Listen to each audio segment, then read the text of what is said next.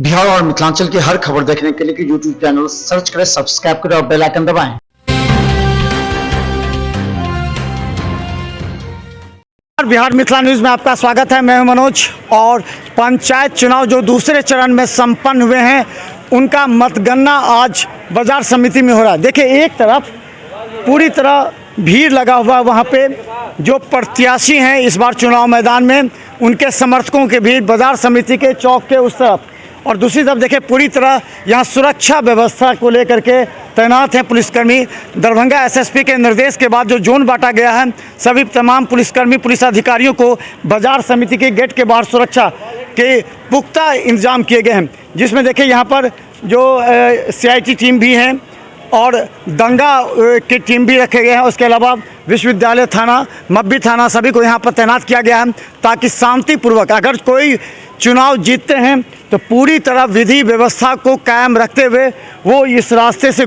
तो हम बता दें, यहाँ पर पूरी तरह सुरक्षा की व्यवस्था है, और हम बता दें इधर से अंदर जाने की इजाज़त नहीं है सबों को, खासकर जिन्हें कार्ड इशू किया गया है।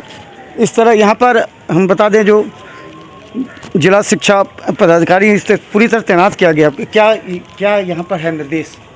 यहाँ पे निर्देश है कि जो भी ये अंदर जाएंगे उनके पास विधिवत पास होना चाहिए, और जो भी है अंदर जाएंगे उन्हें मोबाइल साथ लेकर नहीं जाना है, इसीलिए हम लोग यहाँ बैठे हैं। अच्छा, अगर कोई विजेता चुनाव जीतते हैं उनको क्या गाइडलाइन दिया गया है? विजेता को गाइडलाइन क्या दिया गया ये तो मुझे नहीं मालूम। कितने लोग साथ जा सकते हैं या फिर इस तरह का? नहीं, जिसके पास पास होगा, विजेता जो है, जो कैंडिडेट हैं, वो अगर पास जिसको इशू किए हैं उसको हम लोग जाने दे रहे हैं। तो हम बता दें, मोबाइल साथ में नहीं ले जाना है। तो हम बता दें इस तरह के पास इशू किए गए हैं, या ये अलग बात है, मीडिया के लिए अलग है, लेकिन जिनके पास होगा वो बाजार समिति के अंदर मतगणना केंद्र तक पहुंचेंगे। यहाँ पर सभी अधिकारियों को तैनात किया गया है, खासकर DM और SP, लगातार SSP लगे हुए हैं कि किसी भी तरह से कोई भी विधि व्यवस्था को खराब ना करे। इसे लेकर के पूरी जो हम CIT टीम के साथ दंगा टीम और जो दरभंगा पुलिस है वो तैनात किए गए हैं। वहीं कई अधिकारियों को यहाँ तैनात किया गया है, ताकि शांतिपूर्वक माहौल में मतगणना संपन्न हो सके। चलिए हम आगे दिखाते हैं आखिर जीतने वाले प्रत्याशी और हारने वाले प्रत्याशी क्या सोच रहे हैं पंचायत चुनाव को लेकर। नहीं, काउंटिंग सभी बूथों में, सभी पंचायतों का काउंटिंग बहुत शांतिपूर्वक सुचारू रूप से चल रहा है। प्रत्येक प्रखंड का लगभग 4 से 5 मुखिया का काउंटिंग समाप्त हो चुका है। वैसे ही पंचायत समिति सभी जगह ठीक ठाक संख्या में समाप्त हो चुका है, और मुझे उम्मीद है कि आज शाम तक सभी काउंटिंग अच्छे ढंग से समाप्त हो जाएगा।